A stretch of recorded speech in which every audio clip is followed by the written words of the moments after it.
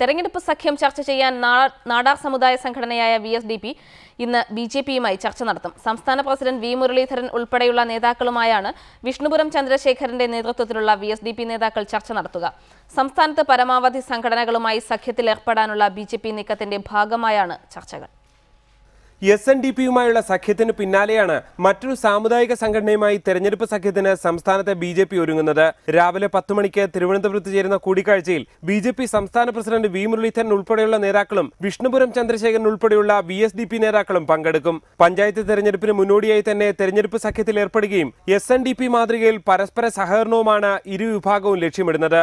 ഇന്നത്തെ ചർച്ചയ്ക്ക് ശേഷം താഴെത്തട്ടിലേക്ക് ചർച്ചകൾ നീങ്ങാനാണ് സാധ്യത. VSDPക്ക് സ്വാധീനമുള്ള തിരുവനന്തപുരം ജില്ലയിലെ നാടാർ മേഖല മുന്നേറ്റമുണ്ടാക്കുകയാണ് BJPയുടെ ലക്ഷ്യം. കേന്ദ്രത്തിൽ ഭരണത്തിലിരിക്കുന്ന BJPയിൽ നിന്നും സമുദായത്തിന് ഗുണമുള്ളത് നേടിയെടുക്കുക എന്നതാണ് VSDPയുടെ ലക്ഷ്യം. അതേസമയം തെരഞ്ഞെടുപ്പിൽ VSDP മത്സരിക്കുമോ എന്നത് ഇനിയും വ്യക്തമാക്കിയിട്ടില്ല. റിപ്പോർട്ടർ, തിരുവനന്തപുരം.